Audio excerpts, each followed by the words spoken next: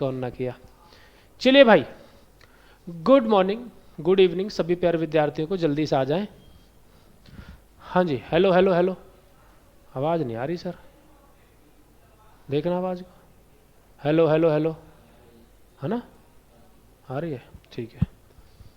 चलिएगा प्यारे बच्चों, हम पढ़ रहे थे मानव निर्मित वस्तुएं, प्लास्टिक, कांच, साबुन, मृत्तिका इत्यादि। तो इसमें हम नेचुरल और मैन मेड ऑब्जेक्ट्स को पढ़ने वाले हैं। नेचुरल यानी कि प्राकृतिक, मैन मेड यानी कि मानव द्वारा निर्मित।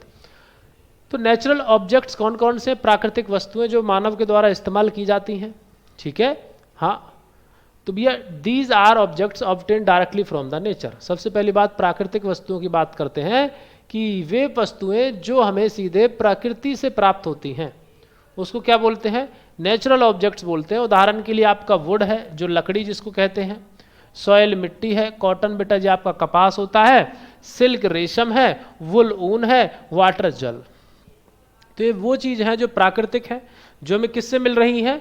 आप बोलेंगे प्यारे बच्चों ये हमको मिल रही होती हैं प्रकृति से, इनमें हमने कोई छेड़छाड़ नहीं की है, ऐसे ही हमको मिल रही हैं। हो सकता है कि हमने इनका संरक्षण किया हो, हमने इनको बचाया हो, पानी को गंदा होने से बचाया हो, है ना। कपास है, उसको कोई दूसरा जानवर ना खा जाए उससे बचाया हो। सॉइल है, उसको मिट्टी को इरोजन से, कटाव से बचाया हो, ऐसी चीज़ें, लेकिन है तो प्राकृतिक।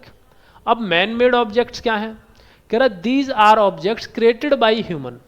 ये वे ऑब्जेक्ट्स हैं जिनको ह्यूमन ने भैया बनाया है, और यूजिंग दियर इंटेलिजेंट, जिसमें उन्होंने अपनी बुद्धि लगाई है, अपनी तकनीक लगाई है और कुछ केमिकल का इस्तेमाल किया है, ठीक है। तो वे वस्तुएं जिन्हें मानव ने बनाया है अपनी बुद्धिमत्ता से, अपनी तकनीक से, अपना समय दिया है और कुछ रसायनों का उपयोग किया है। तो मनुष्य ने अपनी बुद्धि, तकनीक और रसायनों का प्रयोग करके जो वस्तुएं बनाई हैं उनको हम मानव निर्मित, या फिर आप कह सकते हैं बेटा जी इसको हम कृत्रिम भी कह सकते हैं। मानव निर्मित वस्तुओं को प्यारे बच्चों हम कृत्रिम का नाम भी दे सकते हैं कि ये कैसी वस्तुएं हैं। आप बोलेंगे सर कृत्रिम वस्तुएं, इनको हम कहेंगे, क्या कहेंगे सर जी? कृत्रिम वस्तुएं। Okay sir. एग्जाम्पल प्लास्टिक है, एग्जाम्पल बेटा जी प्लास्टिक, कांच, साबुन, सीमेंट, सिंथेटिक फाइबर, कृत्रिम रेशे, जैसे कि आपका नायलॉन है ना। और नायलॉन के अलावा और कौन कौन से? देखिए एक और होता है पॉलीमर है,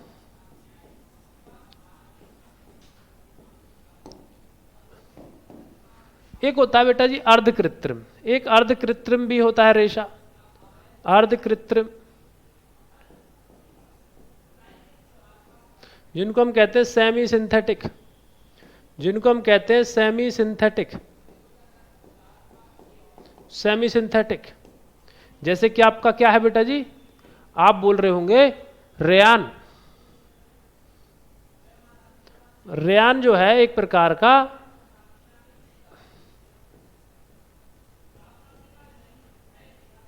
बेटा, रेयान रेशा कैसा है? ये एक प्रकार का रेशा है, ये अर्ध कृत्रिम है। ये रेशा ग्लूकोज कह रहा था, सॉरी। ये रेशा बेटा जी किस किस के मिश्रण से बनाया गया है? सेल्यूलोज प्लस में केमिकल।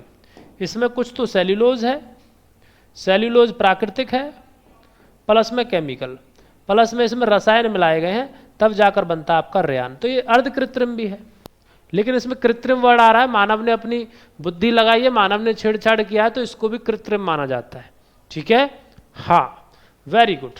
पॉलीमर है, नायलॉन है, वेरी गुड, बहुत बढ़िया शिवांगी शुक्ला। यही मुझे चाहिए कि मेरे बोलने से पहले बच्चों को आधी से ज़्यादा चीज़ें खुद पता हो, तभी तो मज़ा आता पढ़ने में। तो नायलॉन बेटा ये पूरी तरीके से, इनको लिख सकते हो, ये पूर्ण कृत्रिम है, ये पूरी तरीके से कृत्रिम है, पूरी तरीके से 100% बेटा ये सिंथेटिक है।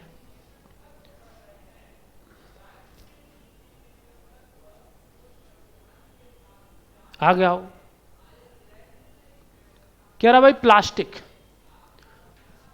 भाई इसी के अंदर अब प्लास्टिक हमने देखा तो प्लास्टिक को पढ़ते हैं। प्लास्टिक क्या है? कह रहा प्लास्टिक भी कैसा है बेटा? संश्लेषित रेशा है, यानी कि सिंथेटिक फाइबर है, इसी को तो कृत्रिम कह रहे हैं। ये कैसा है बेटा जी? कृत्रिम है, मैन मेड है। तो प्लास्टिक भी एक प्रकार का कृत्रिम रेशा है, संश्लेषित है, किसी से निकाला गया है, बनाया गया है इसको। तो प्लास्टिक भी संश्लेषित रेशों की तरह एक बहुलक है। बहुलक यानी कि पॉलीमर, एक पॉलीमर है। पॉलीमर किससे बनते हैं, जल्दी बताएं। आप बोलेंगे सर इसमें मैनी यूनिट्स होती हैं मोनोमर की। इसके अंदर प्यारे बच्चों बहुत सारी यूनिट्स होती हैं मोनोमर की, इसके अंदर बहुत सारी यूनिट्स ऑफ मोनोमर। तो मोनोमर की बहुत सारी यूनिट्स इसके अंदर देखने को मिलती हैं। अब टाइप ऑफ प्लास्टिक, प्लास्टिक के प्रकार कितने हैं। तो कह रहा भाई ऊष्मा के प्रभाव के आधार पर कि कितनी ऊष्मा से प्लास्टिक को नुकसान होगा नहीं होगा, कितनी से पिघल जाएंगी। तो प्लास्टिक जो है उसको ऊष्मा के प्रभाव के आधार पर दो वर्गों में बांटा गया है। ऊष्मा का प्रभाव मतलब कि आप कह सकते हैं सर हीटिंग इफेक्ट, या फिर आप कह सकते हैं कि इफेक्ट ऑफ हीट। ऊष्मा के प्रभाव के आधार पर प्लास्टिक को दो वर्गों में बांट दिया गया है। सबसे पहले नंबर पर है बेटा जी थर्मोप्लास्टिक। थर्मोप्लास्टिक, इन पोर्शन से आपसे बहुत ज्यादा क्वेश्चंस पूछे जाते हैं, इंपॉर्टेंट है बेटा। यहां से क्वेश्चंस आपके बनते हैं और जब आपको क्वेश्चन बनेंगे तो आप देखोगे कि सर ने कराई हुई है सारी चीजें। वेरी गुड शुभम सिंह, ये और बढ़िया सर। वुडन पल्प है ना, जो गूदा होता है, जो लुगदी होती है बीच वाली पौधे की, किसी भी तने का जो वुड पल्प होता है, जो बीच वाला पार्ट होता है, उससे सेल्यूलोज निकाला जाता है, छाल से नहीं निकाला जाता। और फिर केमिकल मिलाएंगे तो रेयान बनता है, ठीक है। हाँ, दो प्रकार के हैं, thermoplastic, thermosetting. Very good Shubham Singh. तो थर्मोप्लास्टिक की प्रॉपर्टी क्या है, कह वह प्लास्टिक जो गर्म करने पर आसानी से पिघलकर मुलायम हो जाता है और मुड़ जाता है। इसे बार बार नया आकार दिया जा सकता है, यानी कि इसका पुनर्चक्रण यानी कि रिसाइकलिंग किया जा सकता है। तो ये पॉइंट यहां पर इंपॉर्टेंट हो जाता है कि सर इसका रिसाइकल किया जा सकता है, इसको हम रिसाइकल कर सकते हैं, ठीक है। हाँ, आपसे पूछ लिया जाएगा कौन सी प्लास्टिक ऐसी है जिसको रिसाइकल कर सकते हैं या जिसको रिसाइकल नहीं किया जा सकता। तो आप बताओगे बेटा जी थर्मोप्लास्टिक, ठीक है। गर्म करने पर आसानी से पिघल जाएगा, इसको अलग नई नई शेप में आप बदल सकते हो। इसको कह रहा है सर मोड़ा जा सकता है, रीशेप किया जा सकता है, इसकी आकृति चेंज की जा सकती है। उदाहरण है आपका पॉलीथीन, पीवीसी, पॉलीविनाइल क्लोराइड। तो एक तो हो गया सर पॉलीथीन, एक हो गया सर जी पॉलीथीन, एक हो गया पॉलीविनाइल क्लोराइड। पॉलीथीन को बेटा जी दुनिया भर की थैलियां या बैग बनाने के लिए इस्तेमाल किया जाता है। कहते हैं दुकानदार से, दुकानदार सामान दे दे, दुकानदार ने सामान दे दिया, फिर कहते हैं भैया एक पिन्नी और दे दे, हैं तो पॉलीथीन।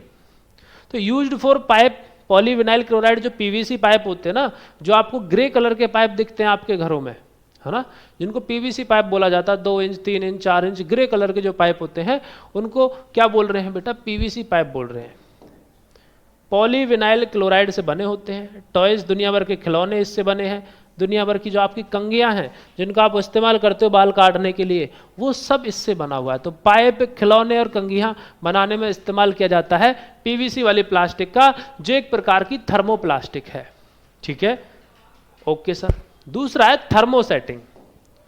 थर्मोसेटिंग प्लास्टिक का मतलब है बेटा जी क्या, कि इन्हें एक बार सांचे में अगर डाल दिया गया तो गर्म करने पर दोबारा इनको मुलायम नहीं कर सकते, दोबारा इनको मुलायम नहीं किया जा सकता। इनको बेटा हम मुलायम नहीं कर सकते। क्या आप इनको मुलायम कर पाओगे सर, नहीं कर पाओगे। तो इनका फिर पुनर्चक्रण भी नहीं हो सकता, रिसाइकल नहीं हो सकता, रीयूज हो सकता है कि आप उसी चीज को दोबारा इस्तेमाल कर लो। कबाड़े में कोई चीज पड़ी, अरे ये तो मेरे काम का है, थोड़ा सा इसको सेट कर लेता हूं, बना लेता हूं।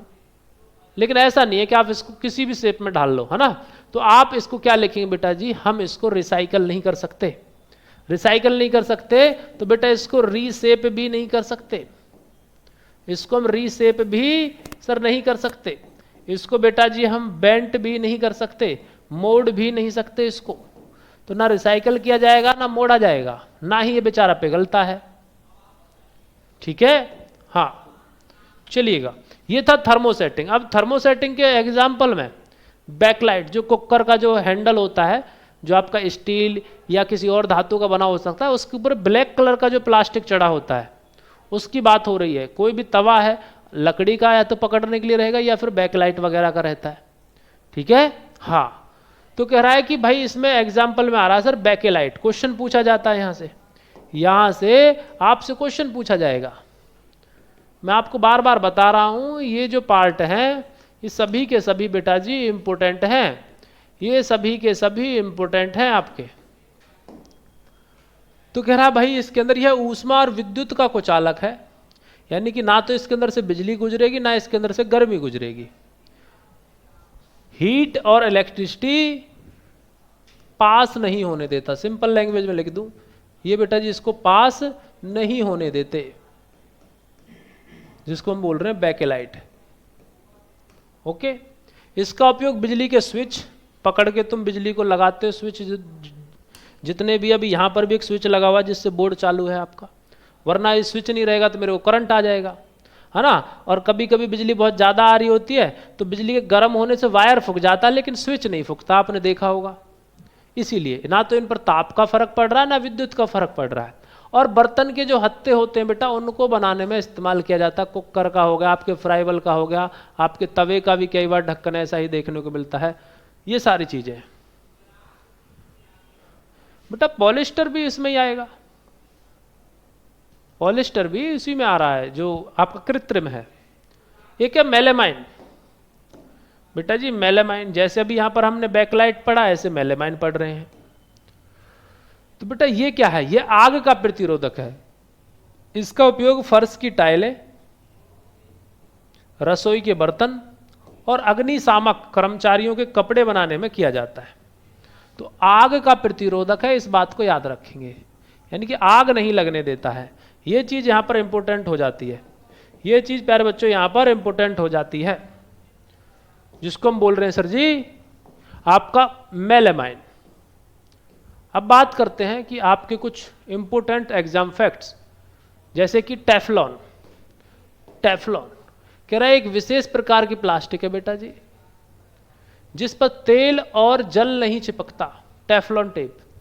जितने भी आपके यूपीवीसी और सीपीवीसी टाइप पाइप होते हैं ना, है ना, एक होता है यूपीवीसी पाइप, एक होता है सीपीवीसी पाइप। इनको जब हम जोड़ते हैं ना, जब इनको जोड़ते हैं या इनकी चूड़ियां जो होती हैं उनको अगर चढ़ाते हैं ऊपर, भाई दो पाइप हैं उसमें चूड़ियां रहती हैं, उनको हम ऐसे ऐसे करके चढ़ाते हैं तो उनके बीच में से पानी वानी निकल के ना चला जाए, तो वहाँ टेफ्लॉन टेप इस्तेमाल में ली जाती है। और वो टेफ्लॉन टेप इसलिए इस्तेमाल में ली जाती है, कह रहा है कि भैया उस पर ना तो कोई तेल का फर्क पड़ता है और ना ही जल का फर्क पड़ता है, तो ऐसा नहीं रहेगा कि पानी की वजह से वो टेप अपना काम नहीं करेगी, वो आराम से चढ़ जाती है। टेफ्लॉन टेप बहुत पतली होती है, उसको ऐसे लपेट के तब हम चूड़ी घिस रहे होते हैं। इससे पहले धागा वगैरह लगाया जाता था, उस पर फिर एक वाइट मटेरियल सफ़ेदा लगाया जाता था, तब लोहे के जो पाइप्स हुआ करते थे उनको किसा करते थे ताकि पानी लीक ना हो जाए, ठीक है। तो कह रहा है एक विशेष प्रकार की प्लास्टिक है जिस पर तेल या जल का कोई असर नहीं होता, इसका उपयोग नॉन स्टिकी बर्तनों पर परत चढ़ाने के लिए भी किया जाता है, याद रखेंगे इसको। नॉन स्टिकी बर्तनों पर परत चढ़ाने के लिए भी इसका इस्तेमाल किया जाता है। इससे फिर क्या होता है, आप बोलेंगे बेटा जी इससे फिर खाना नहीं चिपकता है, इससे बेटा खाना नहीं चिपकता है, खाना बर्तन में नहीं चिपकता, इसकी वजह से खाना जो है वो बर्तन में नहीं चिपकता, समझ गए।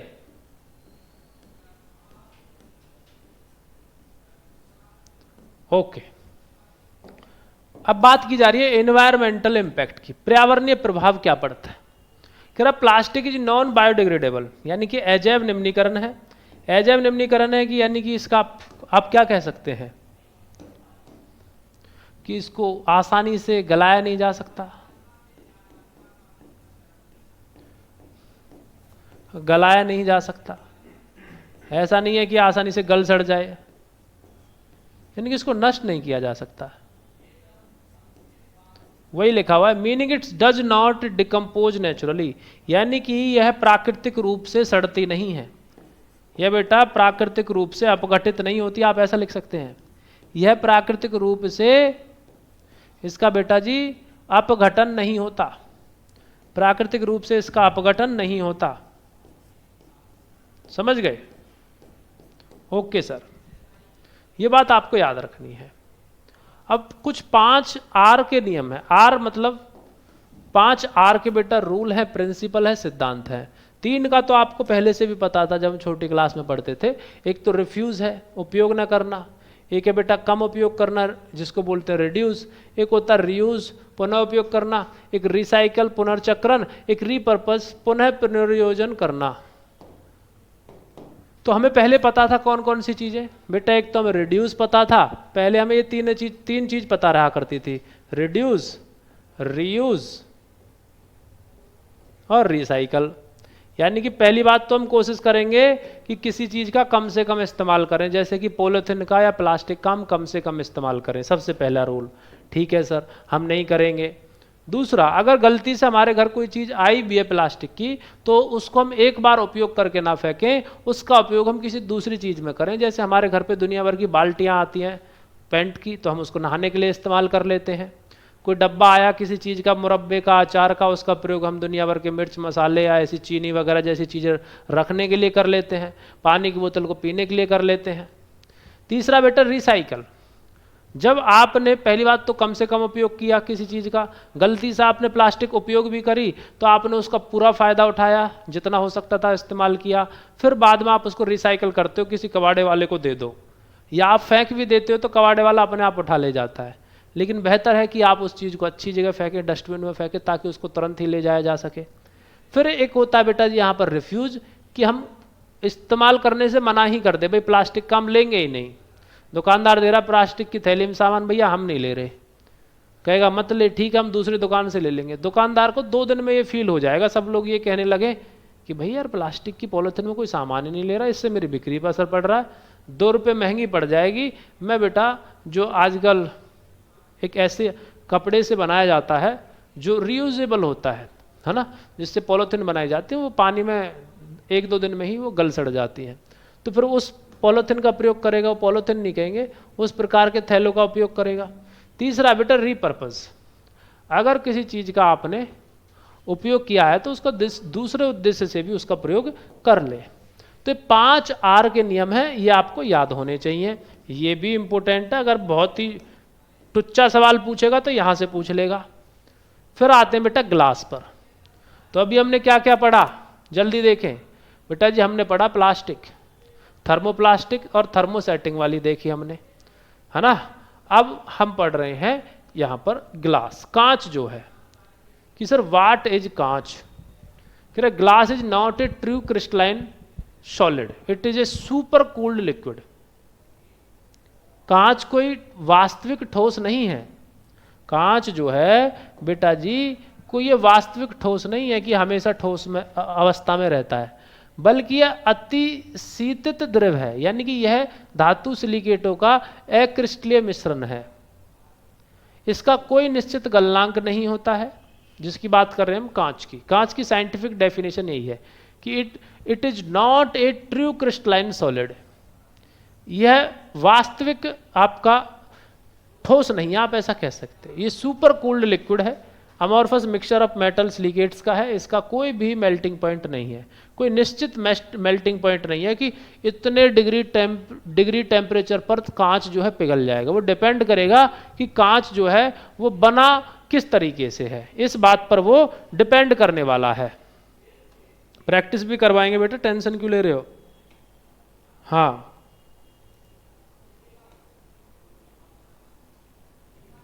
समझ गए, चलिएगा। इतने में किसी को कोई दिक्कत हो तो बताओ एक बार, फिर आगे बढ़ेंगे।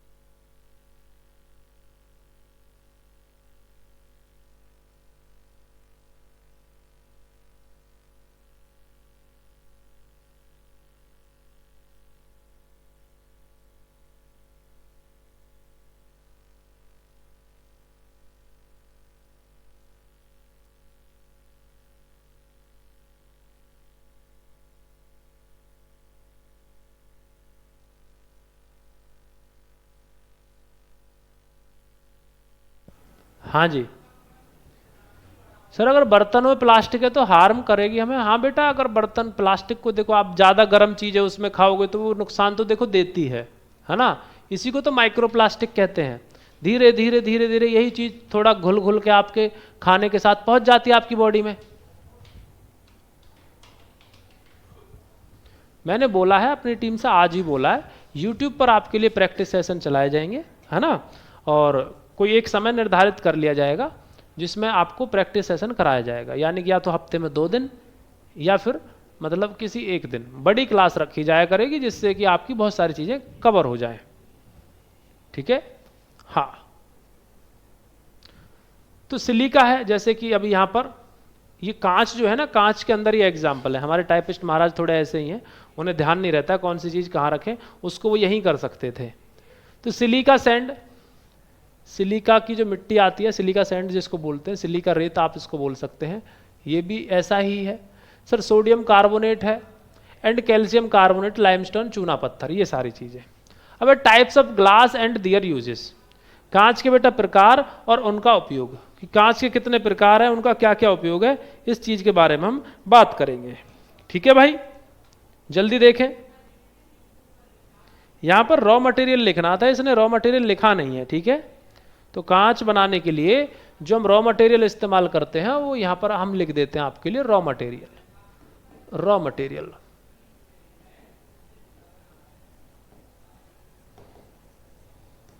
यानी कच्ची सामग्री।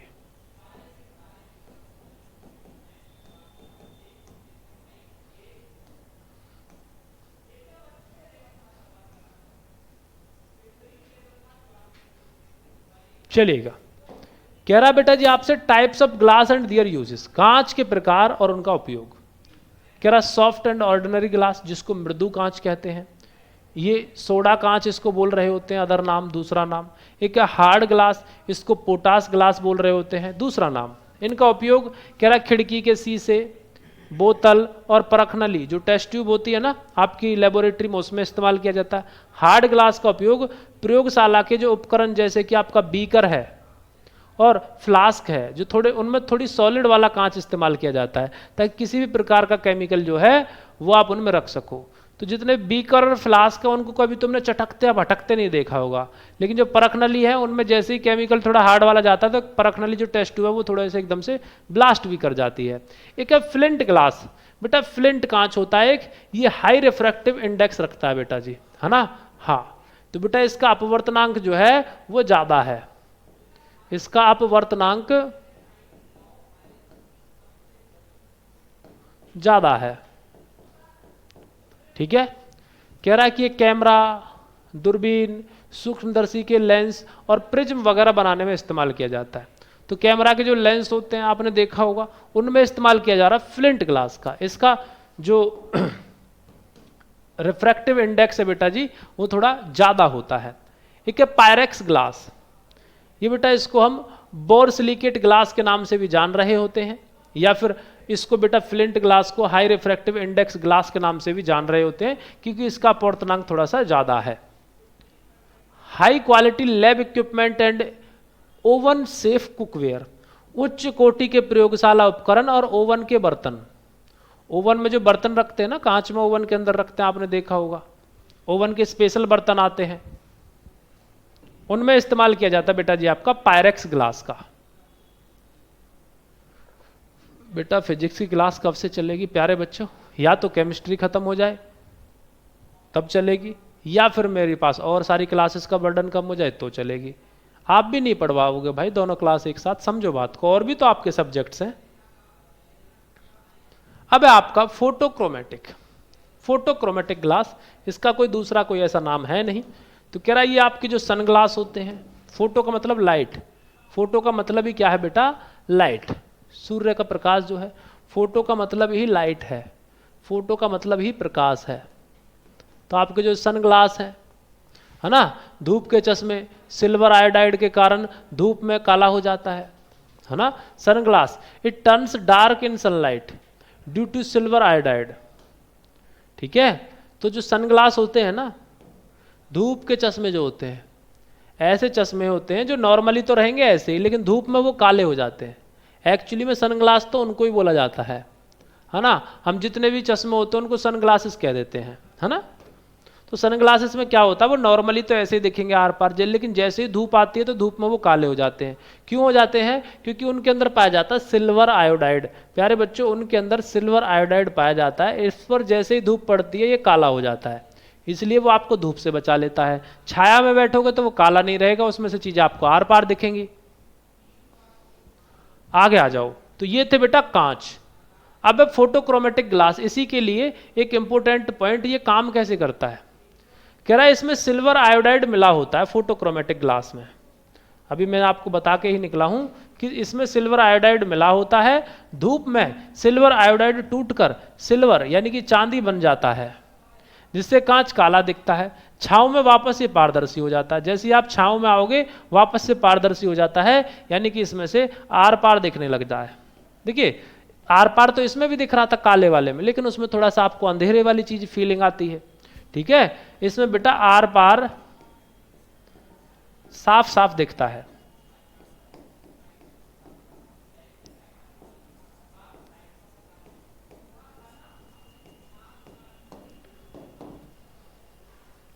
इसमें क्या होता है, जब चांदी बन जाता है तो कांच काला दिखता है, काला दिखता है तो सर छाया जैसा प्रतीत होता है, आपको छाया जैसा दृश्य प्रतीत होता है, ऐसे लिख देंगे। आपको लगेगा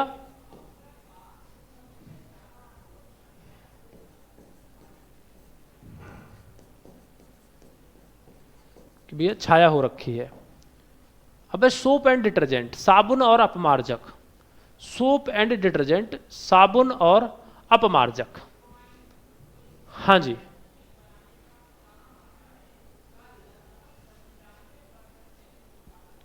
हाँ ऐसा मेरा चश्मा है सर, जो ऐसे ऐसे हो जाता है। Very good.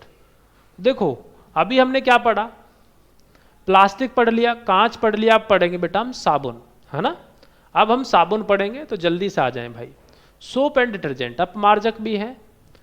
सोप साबुन क्या है, कह रहा साबुन उच्च वसीय अम्ल, यानी कि इसमें फैटी एसिड पाए जाते हैं, उनके सोडियम या पोटासियम लवण होते हैं। यानी कि आप क्या लिखेंगे बेटा, ये वसीय अम्लों के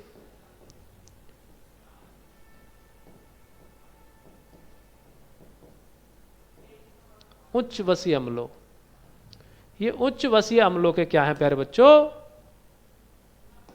सर जी ये इनके सोडियम और पोटासियम लवण है। समझ गए।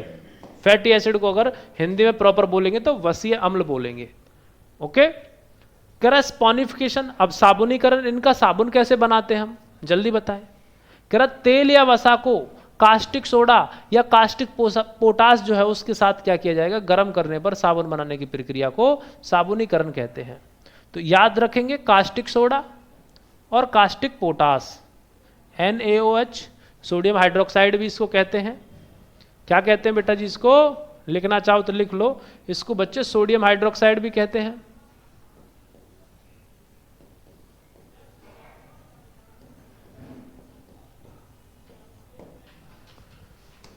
ये बेटा जी आपका क्या है, कास्टिक पोटास है, जिसको हम पोटासियम हाइड्रोक्साइड कहते हैं।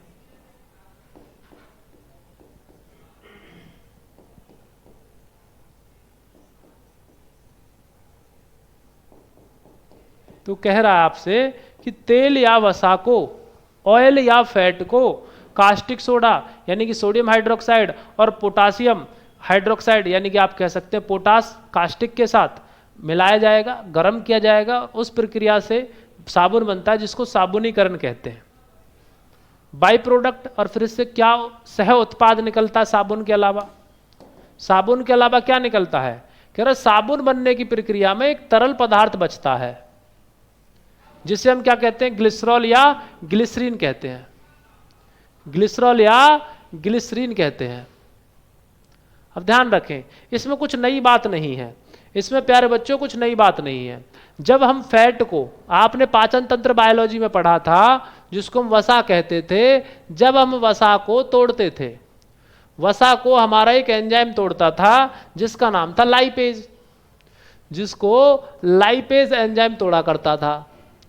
मैं बायोलॉजी जोड़ रहा हूं यहां पर, ठीक है, जिसको लाइपेज एंजाइम तोड़ा करता था, ये इसका ब्रेक डाउन करता था तो दो चीजें बना करती थी जिनको हमारा शरीर अवशोषण करता था। उन दो चीजों में एक तो फैटी एसिड था, फैटी एसिड जिसको वसीय अम्ल कहते हैं, प्लस में एक हुआ करता था ग्लिसरॉल, एक हुआ करता था ग्लिसरॉल। ये दो चीजों में टूटता था। इन्हीं का हमारी बॉडी क्या करती थी बेटा, अवशोषण किया करती थी। हमारी बॉडी इन्हीं का अवशोषण करती थी। जैसे प्रोटीन तो अमीनो अम्लों में टूटकर हमारे शरीर में अवशोषित होता था, कार्बोहाइड्रेट हमारे शरीर में ग्लूकोज में टूटकर अवशोषित होता था, ठीक है। तो ऐसे ही इमल्सिफिकेशन नहीं कहते बेटा, ठीक है। हाँ, इधर देखिए, तो साबुन बनने की प्रक्रिया में तरल पदार्थ बनता है या बचता है। साबुन तो बन गया, साबुन बन कैसे रहा था, तेल से या फैट से, वसा से। वसा को तोड़ने पर ही तो ये दो चीजें बन रही थी, फैटी एसिड और ग्लिसरॉल। अब ये हमसे क्या कह रहा है यहां पर कि साबुन जब बनाते हैं तो वसीय अम्लों के सोडियम और पोटासियम लवण होते हैं, उन्हीं को साबुन कहते हैं।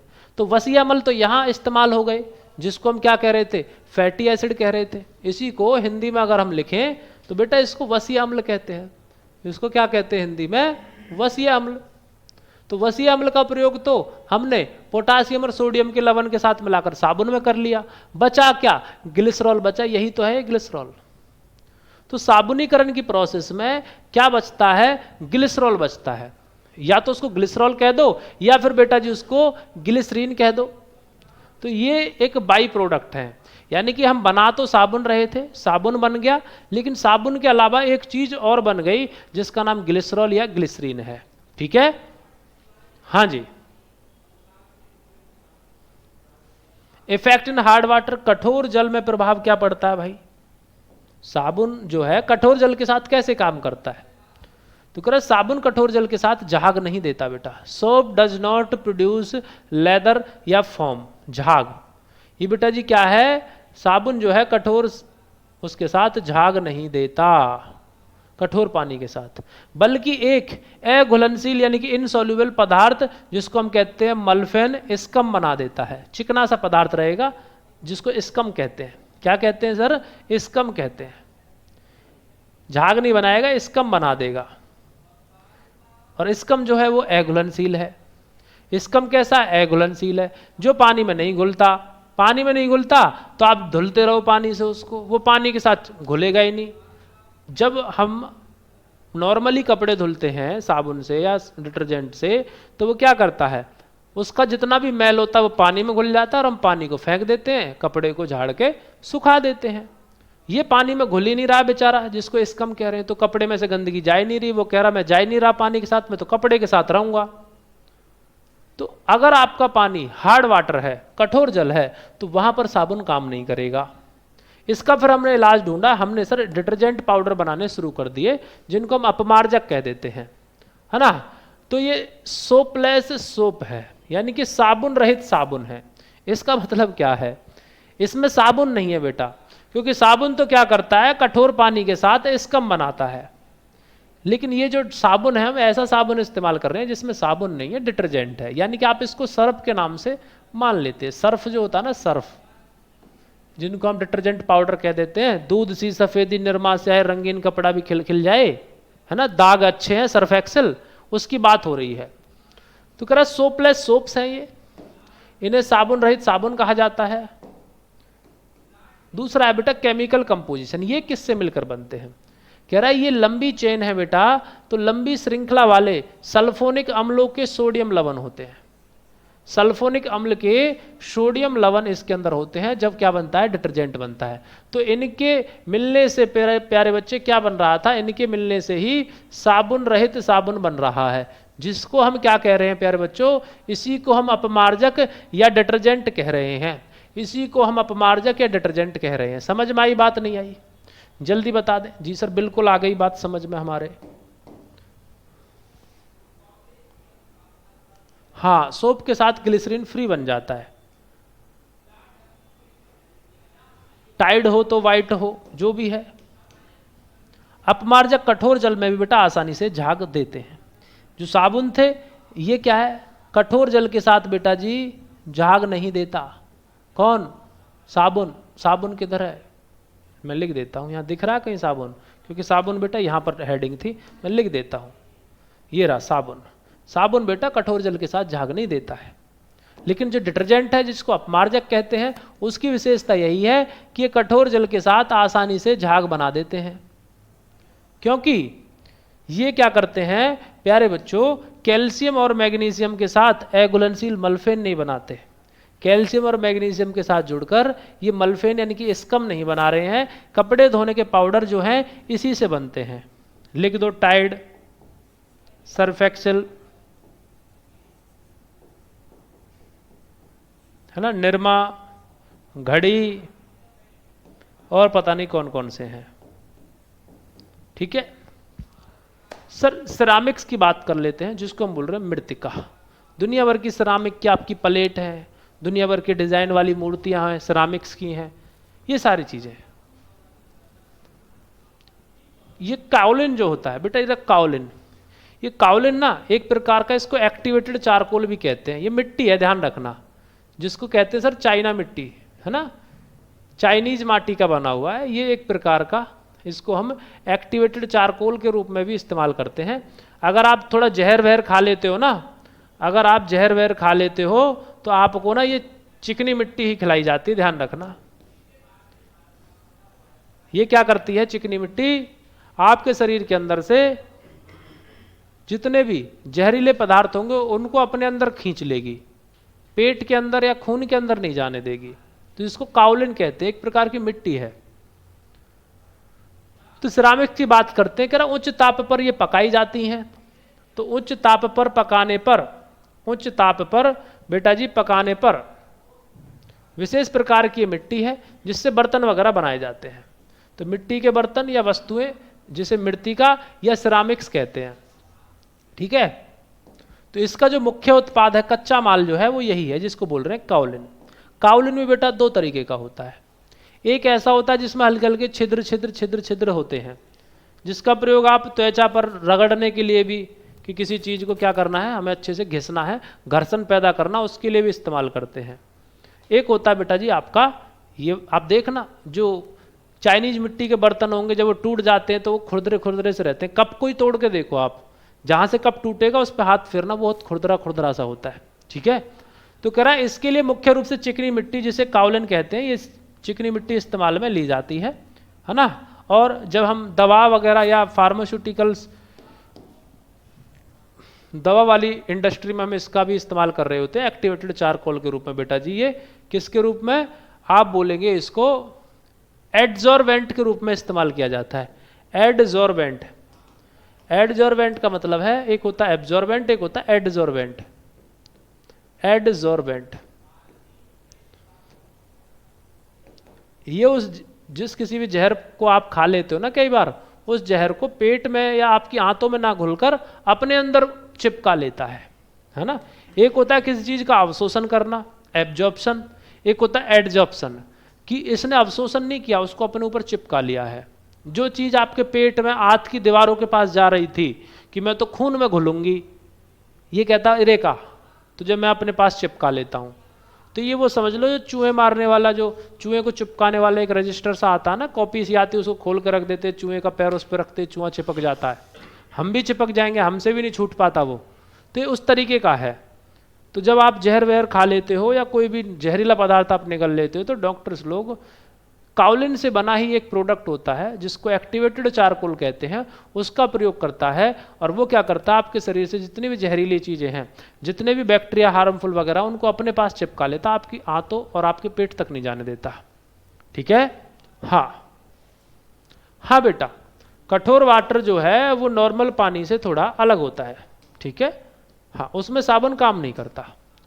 प्रक्रिया क्या है, जो ये है मिट्टी के बर्तन बनाने की, इस काओलिन नाम की मिट्टी को हम लेते हैं, इसको गूंथेंगे जैसे आटा गूंथते हैं, और चौक की सहायता से आकार दे देते हैं, फिर सुखा देते हैं धूप में, फिर बेकिंग एंड फ्राइंग, जैसे हम समोसे को तलते हैं, समोसा पक जाता है, ऐसे ही बेटा फिर इसको मतलब भट्टी में या किसी ऐसी जगह पर गर्म कर देते हैं उच्च तापमान पर, जिससे सूख जाता, पक जाता है। जैसे मिट्टी के बर्तनों को पकाते हैं कुम्हार लोग, उनकी मिट्टी अलग होती है, नॉर्मल मिट्टी, ये चाइनीज मिट्टी है।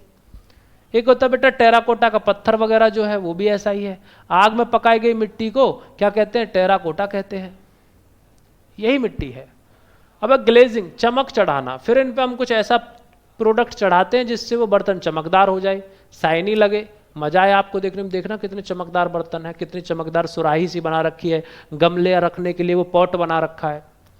तो पके हुए जो बर्तन हैं उनको जल रोधी और चमकदार बनाने के लिए उन पर एक रासायनिक लेप लगाया जाता है, जिस लेप लगाने की प्रक्रिया को हम ग्लेजिंग कह रहे हैं।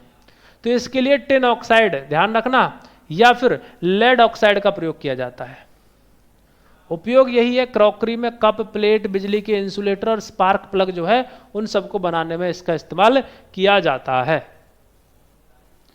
कुछ इंपोर्टेंट मानव निर्मित आपकी सामग्रियां, जैसे कि सीमेंट है ना, सीमेंट भी हम इस्तेमाल करते हैं बेटा जी अपने दुनिया भर की चीज़ों को खड़े करने के लिए, दीवार वगैरह बनाने के लिए। तो मुख्य रूप से बेटा एक कैल्शियम सिलिकेट और कैल्शियम एल्यूमिनेट का मिश्रण होता है जिससे सीमेंट बनता है।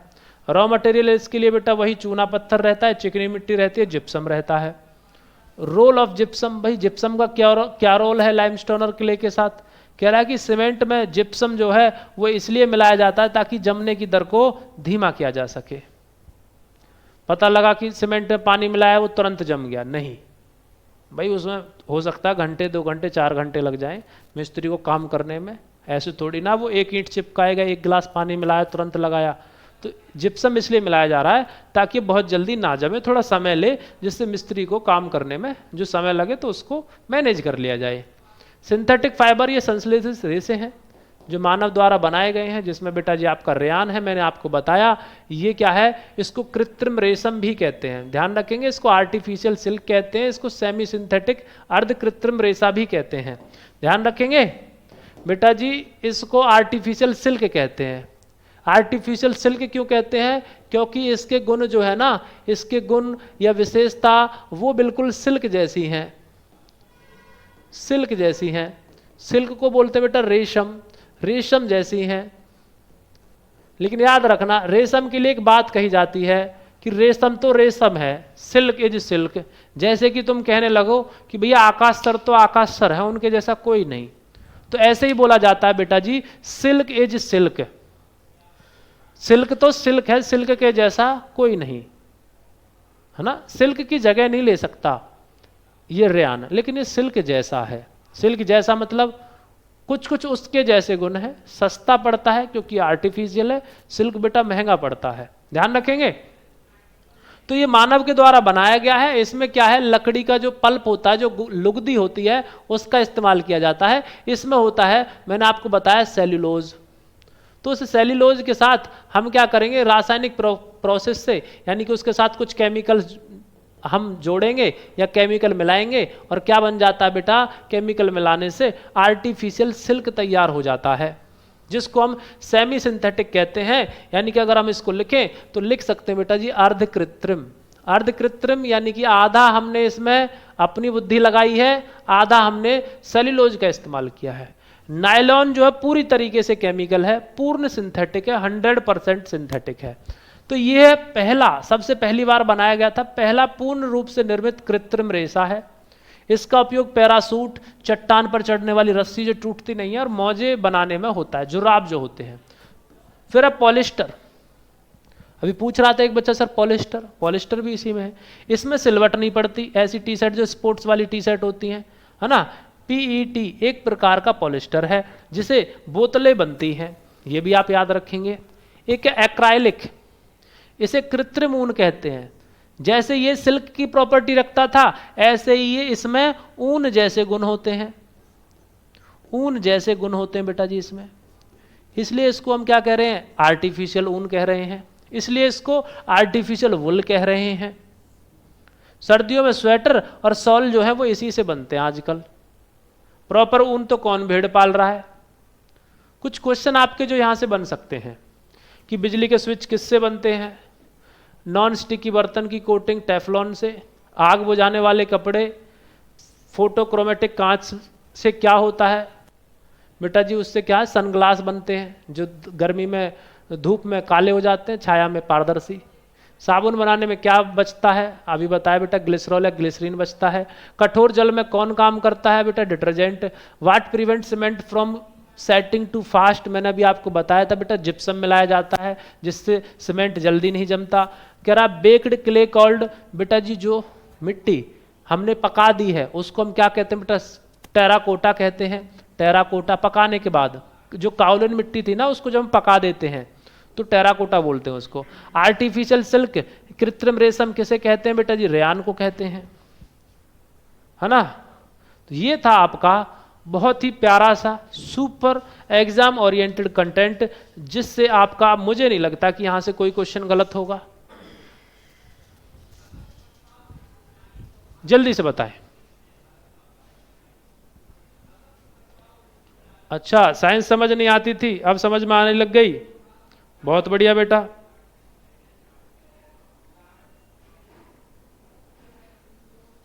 तो ये सारी चीजें जो आपको बताई गई हैं आपको बेटा याद कर लेनी है ना, ये आपको याद कर लेनी है। बच्चे पूछ रहे हैं सर जी पैट जो है, पॉलिस्टर जो है, इस पॉलिस्टर का फुल फॉर्म क्या है। जो पीईटी यहां पर लिख रहा है ना बेटा सर, पीईटी पैट, ये क्या है, एक प्रकार का पॉलिस्टर है, इससे बोतल वगैरह बनाई जाती है। सर इसकी फुल फॉर्म बता दो बेटा, क्या फुल फॉर्म है। आप लिखेंगे बेटा जी इसी को हम क्या बोल रहे हैं, पॉली इथाइलिन टेरफेथलेट इसको बोल रहे हैं। क्या बोलेंगे बेटा जी, पॉली इथाइलिन, मैं यहां लिख दूं पॉली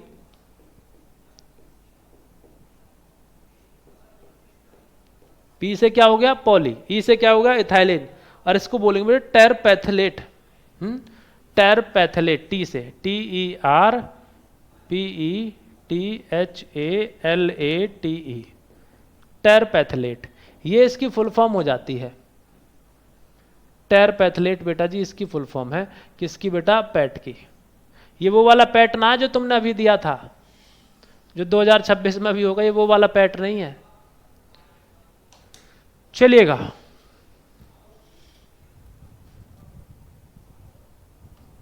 हाँ बेटा चाइनी मिट्टी चाइना में मिलती है, आप ऐसा कह सकते हैं, क्योंकि देखो मिट्टी तो अलग अलग जगहों पे पाई जाती है ना।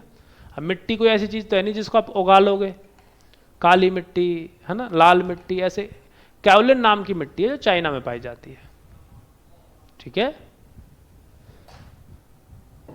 अब किसी को कोई दिक्कत इस चैप्टर से, अब आप देखना जितने भी इस चैप्टर से क्वेश्चन आएंगे सभी बना पाएंगे आप। चलिएगा, मिलते हैं आपसे नेक्स्ट सेशन में। Love you, take care, bye bye, Ram Ram, Sat Shri अकाल, आदाब, नमस्कार, धन्यवाद, थैंक यू।